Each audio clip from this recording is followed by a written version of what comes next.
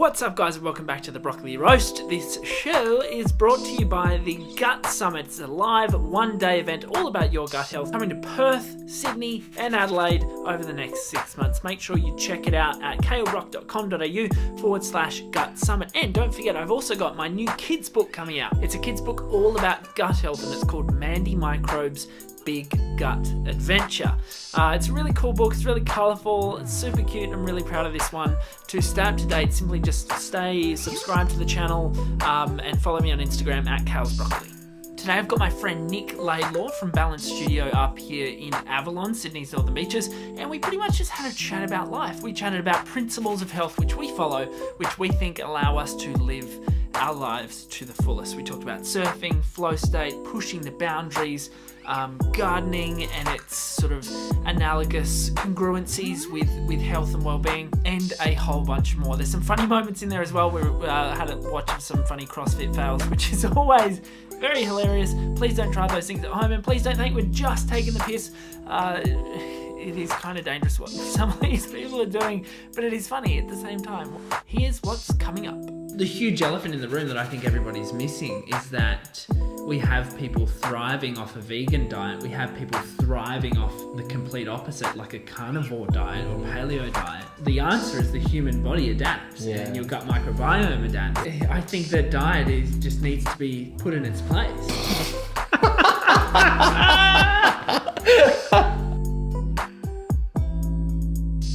We need to trust ourselves, and we need to keep things more simple than what we reckon is true. You know, simple things like sleep, hydration, breathing, nutrition. Don't even worry about doing your fancy exercise or movement. Get them on lockdown. And so many of us are trying to analyze our way back to health. It's very hard for some people to actually understand that you can't analyze your way back to health. Nic Laidlaw, welcome to the show.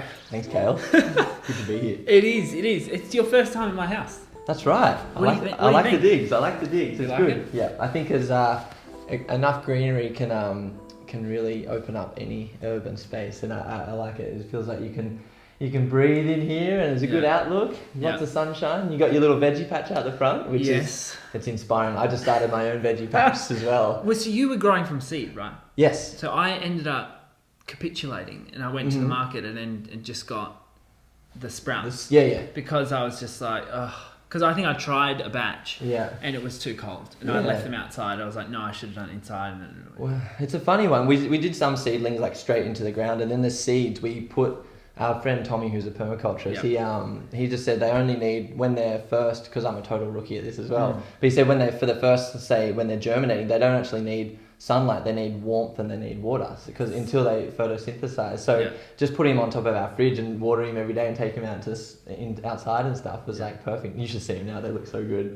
It's like having a little baby or something. It's something to be so proud of. Hey, it's so cool. I walk out there and I'm such a freak with it. And I'm actually, I like pat them. It's so weird. You should see Maddie. Maddie, like my wife, like she like sings to him and everything. It's so beautiful. I bet it's like every day, watching him grow and then to think that one day it's gonna like become part of you. It's a pretty cool thing, you know. It's a really cool holistic concept. Yeah. What are your favorite things to grow? Tomatoes, because you just can't stuff them up. Yeah. And they're really good. And they self-seed as well, like every year. Yeah. Cucumbers, because they're really space efficient. Like I've watched a few of my mates that have like even smaller. We've got about 8 square meters, just under. But our friends have got even less, and just vertical growing is just like such an efficient way. So kiwis can climb up the wall, and they just look beautiful. And then all the rosemaries, all the herbs, chilies, and stuff like that. Just things you could just kind of like walk past, because we've got it right outside our front door, so every time we walk past you can just like start to pick things. I like that. Yeah, it's cool. One of my favourite things to grow, because it's so easy, are herbs. Yeah. Because they don't need much attention. And I love we've got the nasturtiums out there, we've got the chamomile, and we've got the tulsi going. So we've got a purple flower, yellow flower, white flower. So I love the look of flowers. I think flowers themselves offer a lot of medicinal benefits. Yeah, absolutely. Oh, and sunflowers. They're like my favorite. Like with the seeds. So you should see them. We did them from seed, and they're coming up, and they've just got this like huge head on them, and like, they're like my favorite color, favorite flower. So I love them. one of the other things that really surprised me to grow was goji berries. Oh, yeah? So I used to grow goji berries back in South Australia, and it's so easy. All you do is cut the fruit in half, the little dried fruit, and put it in the ground, give it some water, and it guaranteed sprout. No way. Yeah. How funny. It's so funny how removed we can be from food, because I just like think of goji berries. I'm like, oh yeah, the dried little red fruit. It's like how detached we can become from the things we put in our body, you know? Yeah. But that's dope. That's cool. I find that gardening is the principles of gardening carry over very big well time. Yeah, big time. To health in general. Yeah, and that's why I'm so psyched to just have begun. We've been composting for like just over a year, and we're producing bugger all waste. Like our general waste is like once a month we're taking that out. Like it's so good. And then since that we've just been like growing, forming good soil and just like cultivating that. And now that we're starting to actually grow food, and like, because I work on the floor and I work outside, but I'm not exactly working with my hands as far as in a tradesman. But to actually get in the garden and get my hands dirty, it feels so nourishing. It feels awesome. Yes. And it is, you're kind of actually caring for something that's gonna in a cycle, it's gonna come back to you. So yeah, I think the principles of that go across a lot of the things that we believe in, and that's the beginning of it. That's like, it's funny that we're only coming to it now at in our late 20s, but it's good though. But I want, when we have a family, I want to get my kids in there, and I think young people should be getting their hands dirty a lot more, than they are, or all of us should be. It's funny how, it's sort of expected in a way to come back to these sorts of slower paced activities as you get older, because when you're young, it's true. You're a hot head, you want to get out and do it's true. shit. yeah, absolutely. Well, you and I did, because we grew up surfing and like wanting to be outside and thriving to be outside. Yeah. So, think of like watching my mum and dad in the garden. I'm just like, God, that's a big day right there. Like, I'm just been going for like 3 surfs in that time. But I think there's been a generation shift that like, that's not the norm to be out and playing all day, outside all day anymore. So I think, to an extent, it would be good to have kids just understanding the process of growing their own food, but as opposed to being inside. Anything you're outside, or even just like, I think we can just so powerfully, and parents of our generation can so powerfully be a really good example, just without the words that they think they need to do, just by their actions, Having kids playing around like while you're playing in the garden and doing a thing. Like, we've got a few family friends like Gabby and Tiger and all those guys that just like, they're always getting their hands dirty in the garden. The kids are playing on the swings and the slackline and stuff, like, and they're watching their parents interact with food and with nature. And I think like there's no better example you could set. You sound like a very rounded, healthy person, but you didn't start off that way. No. You're a rager. I was quite... I was a competitive surfer when I was younger. Yeah. So I was and by nature I'm very disciplined. So I get something in my head, and it's like, so I kind of surfing was a really good thing to teach me work ethic, right? And I was like competitive surfer until I was about 18. Didn't pursue it beyond then, and I just kind of like felt like, far out, I've been missing out on like all these girls and all this like partying. And so like, from the age of like 18 to like, I don't know, 22, I gave it a good nudge. We'll put it that way. I did. I really, I trashed myself, man. Yeah. I had so much fun. And what was your turning point?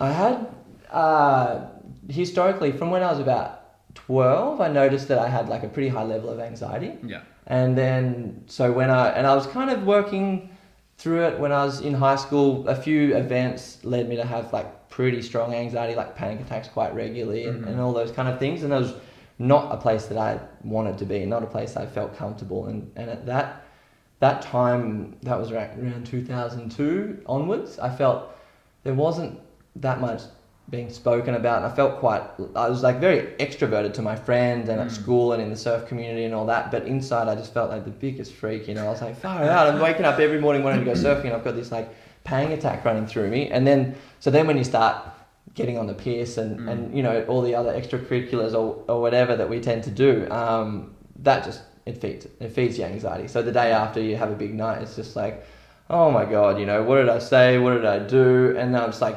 halfway through the day and I haven't even gotten in the ocean yet, and the ocean's been like, it's the medicine as far as I'm concerned. And it wasn't bringing me towards, even though I didn't want to be a professional surfer, I still wanted to enjoy the ocean and live by the ocean and feel good about myself. I've always been healthy and always been my disposition is happiness. I'm lucky that way, but having the party kind of scene was definitely not serving that, and it instantly gratifying, but man, it's just like, and I reckon I'm a bit of a extremist. I go hard at whatever I'm doing. And I went hard at that for a couple of years, and then got it out of my system to a point where I know I want to live. I want to live for the day, man. Like there's too much fun to be had in the daytime, and I want to wake up sparrow's fart and feel good about that. So that was the turning point. I did it one too many times, and it was just like, that's it. I'm done. I don't need the threat of missing out on a surfing competition. I don't need that to motivate me. I need the internal kind of self-worth. And the moment, it's funny, the moment I decided like I'm not going to binge drink anymore, I'm going to just pull it in and just like start focusing on myself. I just had like learned to meditate like consistently, started practicing and studying to be an exercise teacher. And then like 6 months later, I meet this like dream woman who's now my wife, and like she's never been into that either. Like we just met just like one evening watching some music, and I was just like on the same wavelength, and I think she really grounded me as well. And she's helped me in a lot of ways, but that being one of them. So cool. It was cool. You kind of move back in towards flow, which is essentially what the universe has planned for you anyway. And then these nice little opportunities come up. Like my business started. I started a business, and that was thriving and doing well for when I was like 22. It was doing well for that age, and then I met Mandy, and there's just no time to do the other stuff now, because it's just not my priority anymore. Too much living to do. Well, you and I follow a pretty similar trajectory in terms of how we like to balance being busy and work, and I suppose expanding and growing, and contentment, which sometimes is a very difficult equation to get right, and it's something I've been dealing with a lot since. It's funny, going away to Europe for 4 months or whatever, and having all that time off, I find it doesn't serve me well when I get back, because I'm just so hungry. You want to hit the ground running. To get back into work, and I end up overloading myself. But this is what I wanted to speak to you about for the first part of the interview was, this, how do you balance the natural inclination to grow and expand? And like you're going through right now with the gym, you're doing, taking over 2 spaces. And like I'm doing with the show and the films and stuff. Sometimes it's not healthy. There's you're walking a tightrope, hey?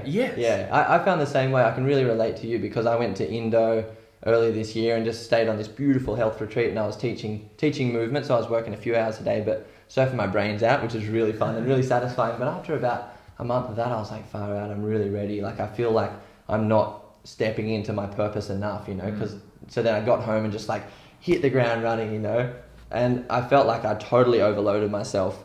And it's easy to do, it's one thing, I reckon there's one thing to aspire, but then there's the other thing to be able to just take a step back and just be like, I'm doing pretty well. I'm happy with where I am, or if I'm not happy with where I am, is being busier, or is busying myself going to make me more happy, or is that going to productive, or is that going to distract me? Is that going to distract me? Because I think our general default when people are like, "How you going?" It's like, people don't give a shit what you say. It's like, busy. Yeah, that's good. Okay, cool. See you later. It's like, fuck. What kind of conversation is that? But it's like, in our society where I feel that we're kind of driven, and I've definitely been a big, copped this as well. Where being busy is good, and not having time to scratch your ass is a good thing. You're succeeding. And I reckon in our industry, we should probably be leading by example in saying, how's your day? How you going? Good. You busy? Yeah, got enough on, but can't wait to go for a surf later, So, but in saying that, I've just taken on, double the workload in the last 6 months, but I'm learning that I can't be in a position of service unless my own cup is full, and it takes a few, run yourself down, burn yourself out, hit the wall, come back. It takes a few years of doing that to be at a position where I am now, where it's like I can steadily grow, and this seems like a quantum leap on the outside for what we're doing, but it's been in the works for a long time, and I've just put someone on full time, and it's like I've just been reading Yvonne Chouinard's book, Let My People Go Surfing. Oh, great book. Great book. I listened to the audio. Great book. Oh, it's fantastic. He's the man. And it's like, he wants to be able to direct from the sidelines. I've listened to a bunch of interviews from him, and he's like, he kind of wants, the reason why he started his business is to be able to obviously help the environmental crisis, but also to be able to help people do adventurous things and extreme sports, and that's what I'm into. And the reason why I'm in the health space is so I can be surfing till I'm 100. Yeah. And if I'm not surfing every day, or not doing what I want to do, if I'm not able to have time for my own meditation practice and my own movement practice and be in the ocean and just hanging out with my family, it's like, what am I doing this for, you know? Yeah. So it's, you know, and you can't have that every day, you know. There is times where you just need to go at it and get it, and that's where I've been the last month. But now it's bounced back, and it's like, yeah, I've got time to sit here and have a chat with you, and this is important, you know. This is what it's about. Is the spaces in between, I reckon. Totally. I feel like and reading Ryan Halliday's book, The Obstacle is the Way, really changed a big perspective for me. But it's sort of always chasing that end goal, and really just striving towards that in a way that probably took me out of enjoying the actual process itself. And when you look back on everything, life is just a whole bunch of processes that should be journeys that should be enjoyed. Totally. Yeah. And then I think it goes in, I think like it's just like there's sometimes a squeeze in life, and then there's a relax, and there's a squeeze and there's a relax. And if you're not getting that decompression, I think, you know, you're only heading one way, and that's not to being in your, you know, in your best self. That's running yourself into the ground, or being a martyr, or you know, being one of the people that says they're busy all the time and you don't have time to look after yourself, and all that's bullshit, you know. It's a choice, you know. You know, I've got clients that have 4 kids that still manage to train and get in the ocean and do the things they love, you know. It's simply a choice, you know, and just finding some reason that's bigger than like right now, right in front of you, that gives you a bit of perspective often helps that. And that's what I encourage people to do. Find something that's a little bit bigger than just today, to, you know, why are you here, you know, why are you wanting to improve yourself, or why are we having this conversation. It's like it has to be a bit more than you know, because I want to be healthy, or because I want to, you know, get a kick-ass job. It's like, what's the little bit of a bigger picture? And that often gives people a bit more perspective, and just be like, step back. Okay, there is a bit more time that I give myself credit for, you know, all that kind of stuff. Well, speaking of big pictures, let's show everyone you surfing. Because I was going to save this until the end of the show. However, it seems quite relevant to have a look at this now. This is a spot around Sydney, and a friend of ours, Guy Willamette, took this photo of you just being ridiculous. Why do you do that? What motivates you to do that, and what do you get from doing that? Okay, well, I've always loved big waves, and I don't know, it just really excites me, you know? And I feel that because I am in good nick physically, you know, and internally I do work on myself. It's like, how can I put the rubber to the road as well? You know, it's like I do a lot of work on myself, and I help other people do the work on themselves. And it's like, what for? You know, I don't train to be better at training, or I don't move to be a better mover, and I don't meditate to be a really good meditator. I do all that so that I can apply it to real life. And I think one of the most extreme, for me, one of the best ways to express that is in the ocean. I love surfing. I love swimming. I love body surfing. Yeah. And when the surf gets big and there's consequence, there's no room for thoughts. There's no room for anything besides pure belief. Yeah. And then when I've had a cracker of a couple of years of surfing pushing myself. It's not like the biggest waves in the world, but pushing myself. And it's really a good sense of achievement to do that, and then to get worked and to wipe out on big waves also. It's just like, test yourself under pressure. For me, it's really fun. Yeah, and I get a lot out of it. You know, it really excites me, and it also, makes me want to be better and approach that wave. You know, that wave, if I really wanted to, I probably could have got a tube on that wave. So next time I surf it, I want to go a bit deeper and see what happens with that. So when you wipe out on a wave like that, most people who listen to this are not surfers. Yeah. I'm not only presuming I know. So how describe Actually, I think that you put up a video on your Instagram Yeah. of you surfing a wave down south. Yeah. And we'll show that now. How do you deal with a wipeout like that? What happens when you go? Well, that particular one was pretty funny. I suppose generally when you're in a bad situation in the ocean, like when you're wiping out or when a wave breaks in front of you, when you need to get under it, or getting caught inside is what it's called.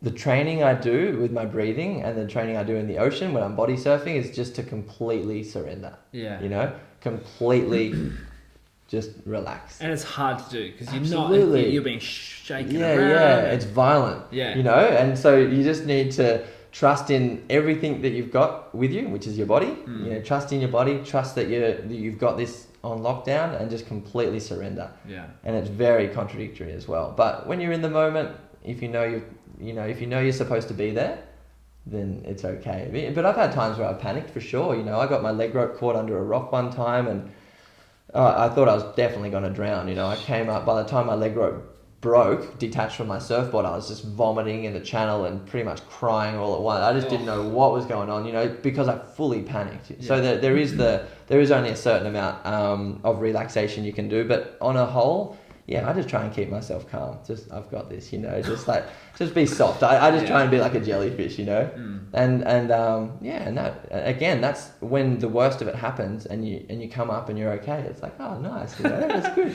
It's just as well I do this training, you know. It's just as well that I prepare myself for this Flow state. Okay, that's another thing. You know, that's another thing with why I like surfing big waves. Why I like doing what I do, because it just puts you straight in. You can't be anywhere else but like right now, and that sounds so cliche. It does, but as I've been speaking about on the show, there's a lot of neuroscience going on with this flow state and extreme present state awareness. Yeah. So. And you and I, we froth on this kind of stuff, you know, because we experience it when we go surfing, and in general life. I think once you experience it in a more extreme situation, you're able to access that in other areas of your life. Like, I would be foolish if I was to say the only time I'm really happy and exhilarated is in surfing big oceans, you know. Yeah. Like, that's not enough for me. Like, because my life, that's a small part of my life. You know, it's not everything. It's like once a month or whatever. Yeah, at best, you know. Yeah. So I think to be able to access, or to feel that flow is, you know, that's what life's all about. You know, that present moment awareness, and when you're being, your body is not consciously shoulder, elbow, wrist. It's like your body's just flowing as one, you know, and your body's just like, there's just this unity in your whole system. And I think that's just nature acting through us. So that's our baseline state that we all have access to 24/7. It's just about learning to access that, you know, not needing a 10-foot wave to be in that flow state. But surfing definitely helps you get there. You can attest to that. It does. I feel when I look back at my sort of progression into health and progression through school and what could have typically been some tumultuous sort of times, I look back and think surfing really saved me. Me too. You know, absolutely. It was what a blessing to be able to surf. Totally. You know, it's so lucky. Yeah, I used to, you know, I've always thought that you can never really have a bad surf. You know, you can never exit the ocean going, I wish I didn't do that. I wish I just stayed at home, you know, because and before I did learn to any of these kind of self-care techniques, surfing was my go-to. That's all. That was what I had, you know. And then you'd always just feel you can any of the problems that you can manifest in your head, when you get into the ocean, they just become that big. I know. And that's the reality though as well. Like that is the reality. The problems are that big in the scheme of things. They seem, you know, money problems, relationship problems, they seem like it's your only existence, but that's when we're thinking irrationally. And then you get into the ocean, into this body that's so big and grand, and it's like, and cold at the moment. And cold, it's like full. Especially when it's cold, hey. Nothing else really matters. And I think that's accessible to us all the time. It's nice to have nature to be able to kind of guide us in that way as well. Well, let's look at someone who's influenced you, Mr. Ido Portal. Do you want to lead into this little video about Ido and how you've sort of worked with him? Yeah, for sure. He's a dude, you know. Ido's the man. I feel like I was aware of his work for about a year before I actually got to meet him, and watching his stuff on YouTube and seeing some of his stuff online and training with one of his key students, Soishi Porchetta. She's amazing as well, in her own way. It's just what made sense, you know, to me. I became a personal trainer, went to TAFE. It's taken me a little while it took me a little while to kind of forget what I learned at TAFE. They're teaching you, food pyramid stuff. They're teaching you different exercise techniques, which kind of never resonated with me. I'd never actually been to a gym until I was a personal trainer. So I never wanted to be inside just doing repetitions of push-ups, sit-ups, squats, lunges. And it just felt so, being a surfer, it's like you're dancing on a wave, your body doesn't move in straight lines only. And that's important to some degree. But then you watch someone like Ito, the way that he moves and the way that he approaches movement and how that approach spans outwards to life. The biggest thing is like movement is needs to be a non-linear linear approach. And I'm like, that something clicked to me. It's like when you hear the truth for the first time, you're like, that makes sense, And watching him move was just inspiring. He's beautiful and he has that flow. He has that beautiful bamboo quality about him. And that's what I teach a lot is being strong but supple, You're too strong, you're just going to break. You're too loose and spaghetti-like, no integrity, you're going to break. And he embodies that beautiful mobility and strength, and he makes it look beautiful as well. And he doesn't he can apply that to life. You can climb trees, you can do whatever he wants with his body, and he's a fighter by nature as well. He's coaching Conor McGregor. Amazing. Another weapon, And so I'm really inspired by him, and I've done a few 2 and 3 day courses with him, and trained with some of his key students, and learnt a lot from him. Okay. Well, with that, let's watch this video. For sure. Why should we move, and why do we move in complex ways? Well, he's a beast. Movement complexity. Look at him. Is by far the reason why we became human. The reason for he's got this kind of like amazing elasticity. To the top of the food chain is related to movement complexity. So I have a news flash for you. You are the funniest thing is he proclaims to be average. What kind of muscles he's a generalist, so he thinks that he's average at all these things. But how? No, well, he wants to be able to do it all. He doesn't want to just be a specialist. Just aesthetics. He's just a beast. Like, I can't believe. He actually inspired me to start doing handstands. I remember actually, and you got yourself a set of gymnastics rings as well. Yeah. Which collecting dust at the moment. but I think he's inspired. I wouldn't be surprised if it's more than hundreds of thousands of people. Yeah. I got into the realization. Very few people know the depth of his work as well. They see him doing this kind of shit and they're just like, oh, that's amazing. Which is it's good to, as long as people are exposed to what we're capable of as well. Basically, we are all teachers. Whether you like it or not, you are a teacher all the time. So somebody copies you, you're a teacher. Somebody stops you at the street, asks you for directions, you become and that's Odelia, his sidekick, and she's an absolute weapon as well. Okay. Are they together or? I don't think so. Okay. No, I think they're just like probably soulmates in a platonic way. Information is toxic and it's addictive, and we run after it. We have this thirst for information. And again, what he's saying is like, it turns on you. And we're really into ideas, We're really, and there's so much information out there, which is a good thing if used correctly. But we're really into all these ideas and information and trend-driven things. That shot there, I'm just like far out. Yeah, man. Like, look at that. He's got the beautiful balance between hardness and softness. Yeah, I would enjoy that. Just aesthetics. If I could have that. You can have it. If you got 4 hours a day. Yeah, well, that's true. Which usually fails. But he just puts the rubber to the road, man. He tests ideas. He doesn't just kind of talk. He gets into it, and he's just the. And only putting the best at that. Putting it to practice. To a nose that is not meant for breathing. Let's stop it there. So I think what I wanted to echo was your sort of idea. So many of us are trying to analyze our way back to health, and I see this so much in my space. Being sort of trying to find that balance between doing the gut science stuff and releasing articles and journal articles and things like that, with a grounded approach like, hey, relax, it's okay. It's very hard for some people to actually understand that you can't analyze your way back to health. Yeah, that's true. I think we are driven a lot by ideas, and I think it's really scary to sometimes expose yourself to the fact where it's like, far out, I've got no idea what's going on. And have a trust. Yeah, and have a trust, have a trust that your body does, what you've taught me, listen to your inner physician, I think that's, I'll never forget those words that you said one talk. That's good. Yeah. But yeah, we do. We want to seek outside a lot of the time. We're always keen to get an expert's opinion, or if I don't really like what they've told me, because that means I can't have my hamburgers on Friday night, I'm gonna find another expert that's gonna give me a pill to offset that. But yeah, we need to trust ourselves, and we need to keep things more simple than what we reckon is true. Eat close to nature, unpackaged, unprocessed, in season, organic. Like, I'm switched on. I'm not that smart, but that makes sense to me, right? And I think a lot of us don't think it's that simple, and the simple things like sleep, hydration, breathing, nutrition.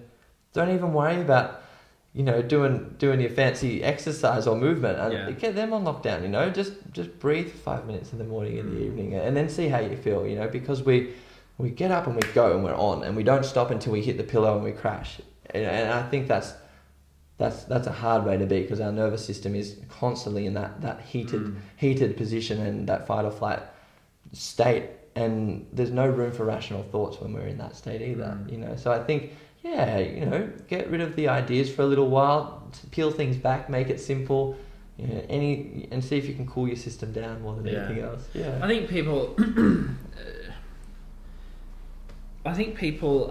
actually, I was going to reference my phone there, but I think people are always in a rush. Yes. And something I spoke about on the show before in the little Sunday soliloquy, is that it's almost like rushing is the disease now. Yeah. And I saw that in Europe. I saw this striking difference between the pace of life here and the pace of life over there. People are so relaxed there, and so it's like, taking 2 hours for lunch each day to go and eat their baguette in the park, gluten and everything. The gluten, no. So I just think that there has to be, the body is so adaptive, and diet is just one small aspect of health and longevity. This is the huge elephant in the room that I think everybody's missing, is that we have people thriving off a vegan diet. We have people thriving off the complete opposite, like a carnivore diet or paleo diet. How does that work? Yeah.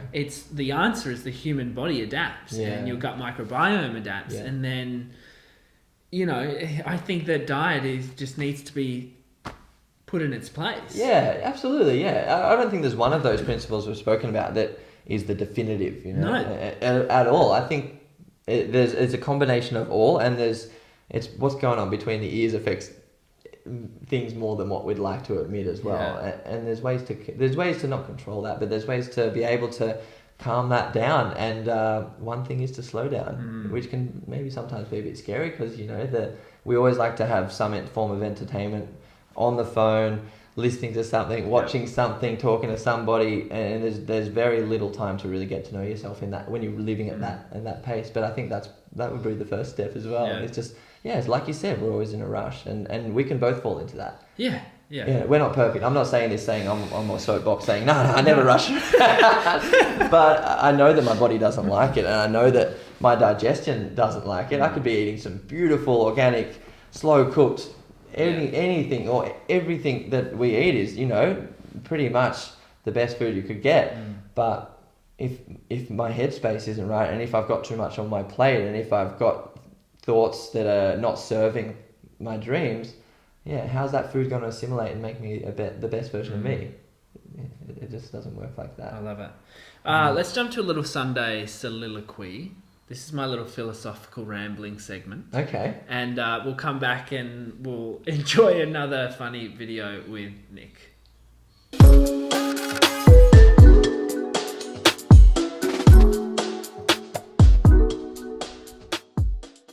What's up, guys? Little Sunday soliloquy here for you. And this one is from my Instagram, @KalesBroccoli. It is this pretty little post here. Cultivate happiness by asking yourself these questions. What do I daydream about? What would I spend my time doing?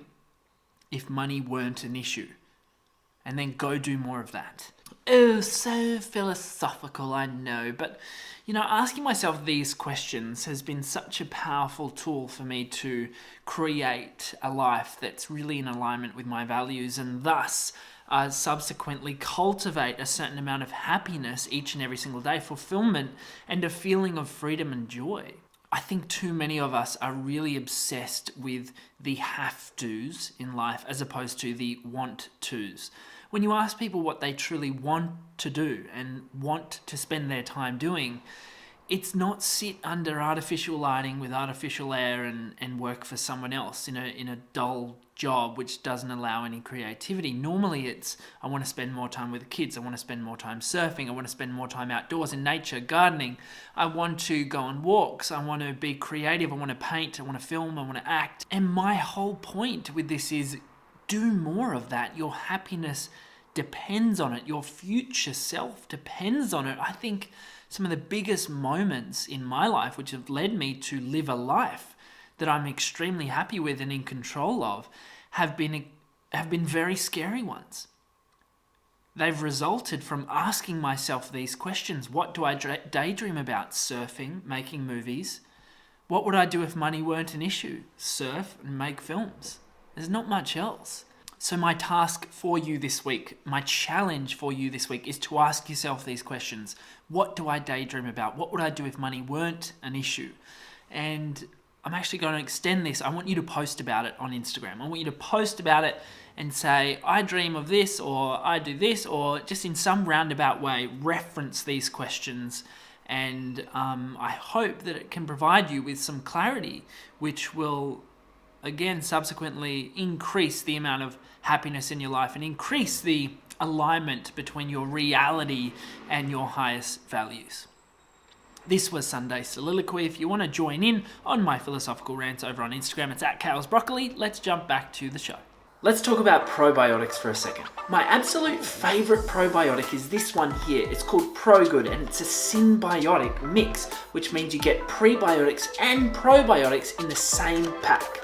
All you have to do to take this is mix it together in water, let it sit for a couple of minutes, let the probiotics and the prebiotics do their thing, they'll multiply to really high numbers, and then drink it up. I'm all about maximizing efficiency and getting the most bang for your buck, and that's why I enjoy this particular probiotic.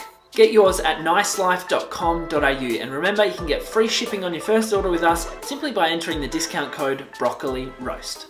Back to the show.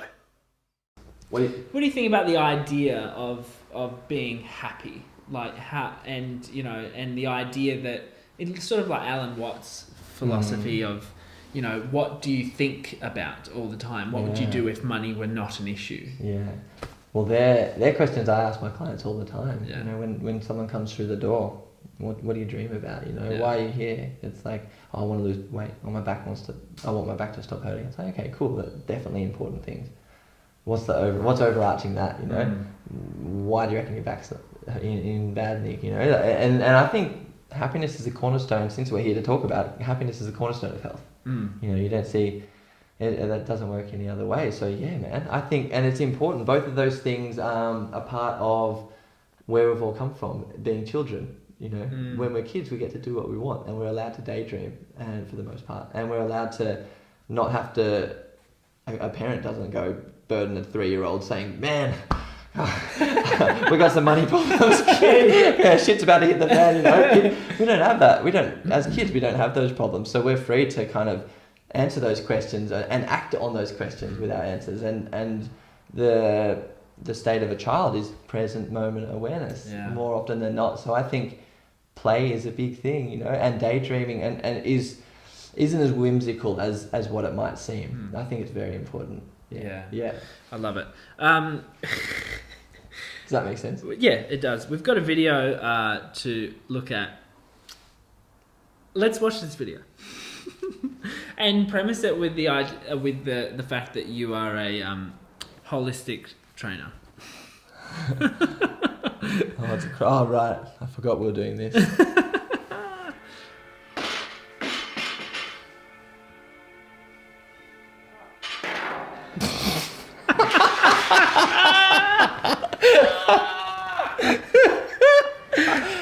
Oh no. Some of these are shocking. Oh, there's so much pain. Stop it. Turn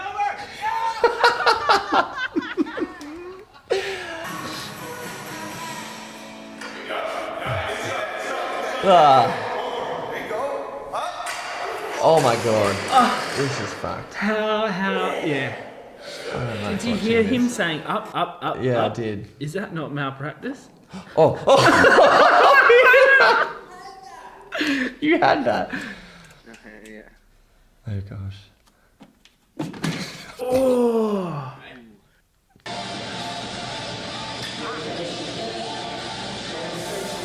Oh man. Oh god.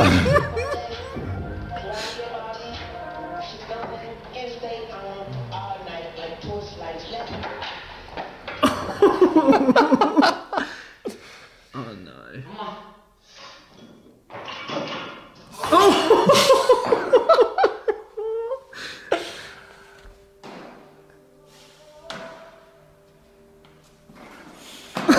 Oh, that poor dude. Poor guy, he did it so well the first time. He did. Oh. Oh no.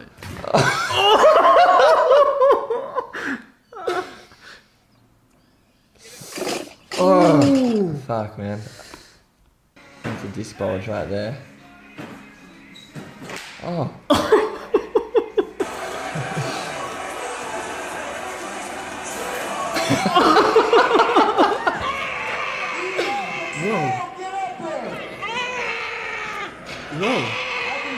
Whoa, she's screaming. She is.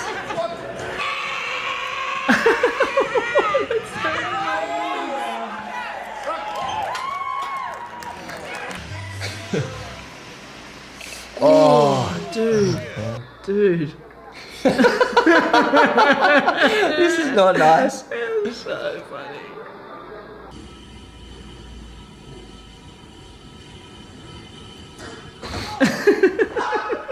I don't think I can watch anymore. 21 million views. How many? 21 million. Ultimate. It tells you how sadistic we are as a human race, doesn't it? So this is Oh really. no! Oh no, man! Oh, so this is really. Let's pause it at 2:52. This is really, I think, even though that's hilarious to watch, and I feel bad for some of the people. Why is it so funny watching people eat shit? Like, I don't know. It's not nice. But it's the same in surfing. Like, it is. If you see a friend eat shit, it's the best. funniest It thing. is. It's the best. But where I wanted to go with that is, what are those trainers doing? Yelling at people he's like got this power clean, like here, stuck, leaning back, and they're going up, boom. Yeah. What goes through your mind when you see that sort of stuff? As much as it's like quite funny, it also, it's like it doesn't feel nice watching that. You know, these people are smashing themselves. I think the trainers are just they're misinformed. You know. Yeah. I can't say much more than that.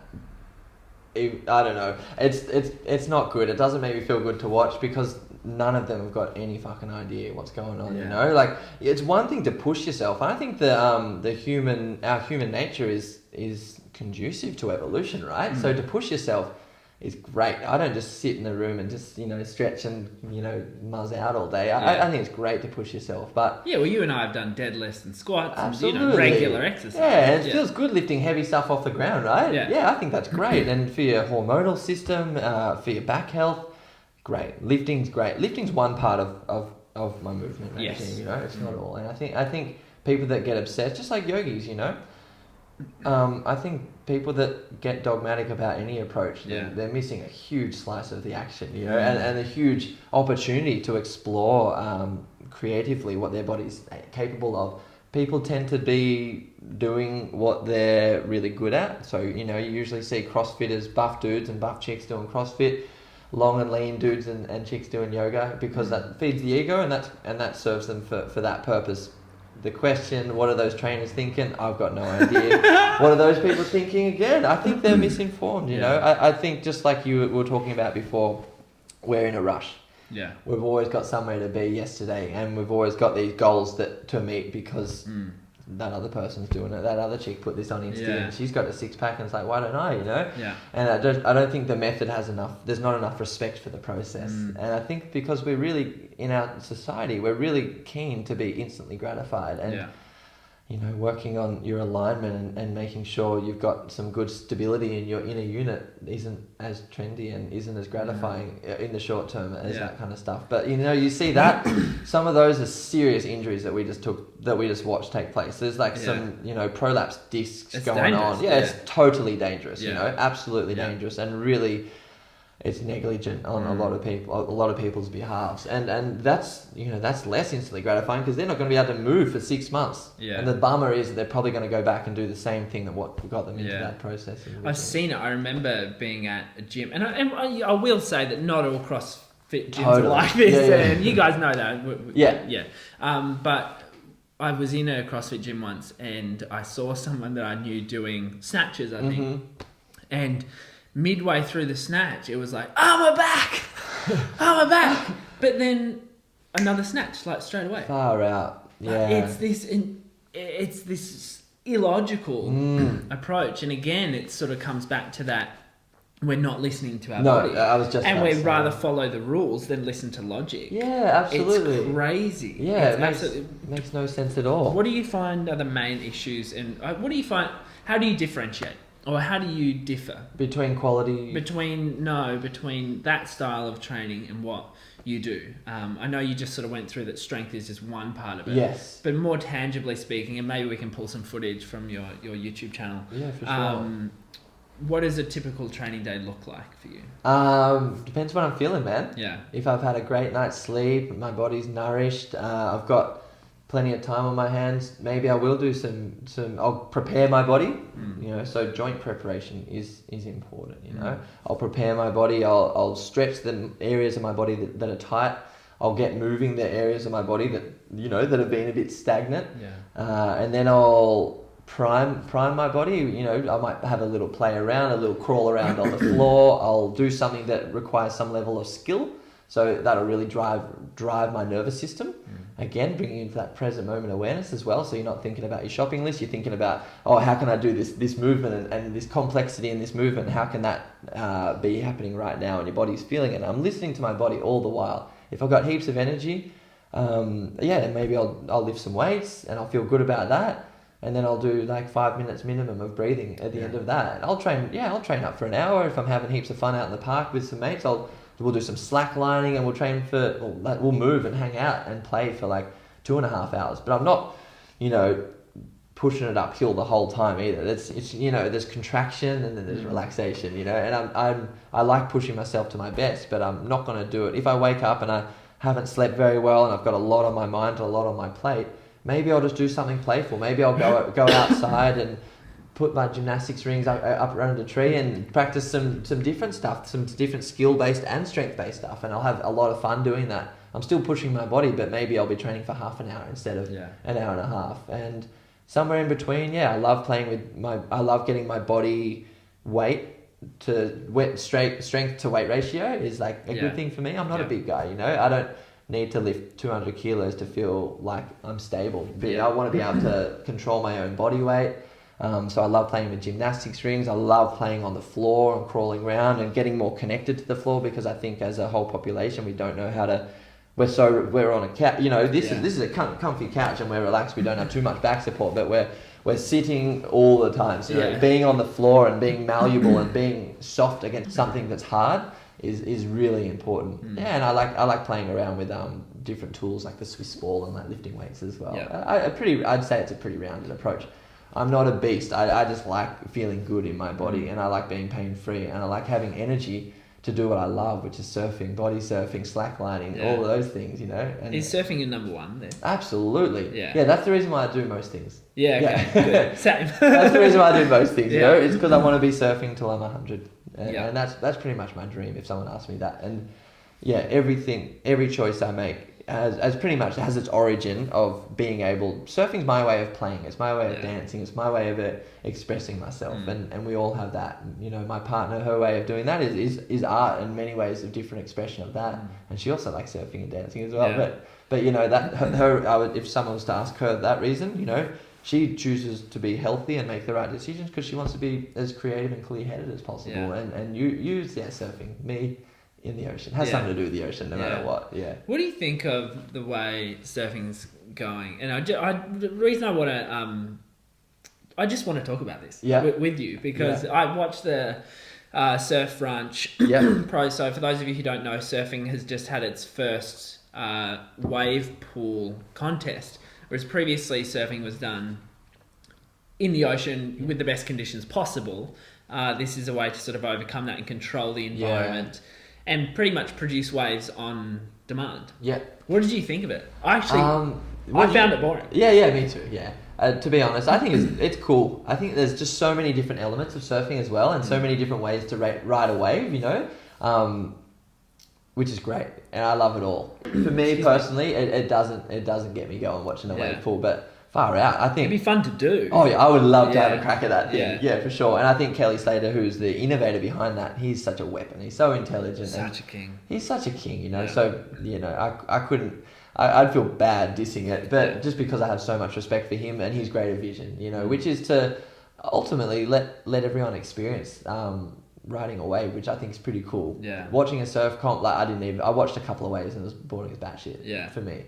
But I think if everyone in the world started surfing, that would probably be a problem because it'd be really crowded. But in the same token, I encourage anyone I know to get in the ocean because it just brings me so much joy. I want to share it. Yeah. I'm the same. I think that's a big takeaway. Is we're so lucky here in Australia, particularly to be girt by sea and to have all this beautiful ocean to access. And I suppose I know people who spend time in the mountains and stuff like that and do that sort of thing. I actually find that I actually go through a little bit of anxiety leaving the ocean, leaving the coast. I used to feel the same way. I think the first time I went travelling around Europe without a surfboard was the first time I started going, there's heaps to experience without it. And I don't know, you're not totally only ocean driven, but I've found in the recent 8 years or so, the mountains have been an amazing respite for me as well. Ditch my phone, go for a big bushwalk, and just be out there. It's not as exhilarating as surfing 10-foot waves, but it gives me that same kind of real present moment awareness that I get in the ocean. Very cleansing as well. So I totally get. And then some people like skiing. Some people, I think, if you're hanging out in nature, man, you're doing well. And I think all of us need to do it more. Yeah. Love it. Yeah. Where can people find out more about you? You could find me on social media, Balanced Studio. I'll link your YouTube channel as well. Yeah, that'd be cool. Yeah, I'm somewhat active on the YouTube channel. As active as I can be. Nick needs some coaching in this. I do, space. I'm not as media savvy as I mate Kale. Well, yes, that's debatable as well. But yes. But I've got a studio in Sydney's Northern Beaches, and I'm always frothing out around that part. And I'm around. You'll find me. Love it. Thanks for coming on the show. Thanks, man. Guys, as always, please let me know your thoughts on the show over at Kale's Broccoli on Instagram and Facebook. Other than that, thanks so much for tuning in, everybody. I will see you on the next episode of the Broccoli Roast. We're going to be bringing in some new formatting changes soon, where we have more of a sit-down. You know what? I'll just keep it on the down low, but make sure you stay tuned. If you missed last week's episode, which was a really important one on the My Health Record sort of situation, I'd love for you guys to check it out. Please share it. 41% of people don't know anything about the My Health Record, even though it pertains to them very personally. So make sure you check that out and give it a share and let your friends and family know. Other than that, I'll see you guys over on social media at Kale's Broccoli and in the next episode of the Broccoli Roast. Woo, see ya.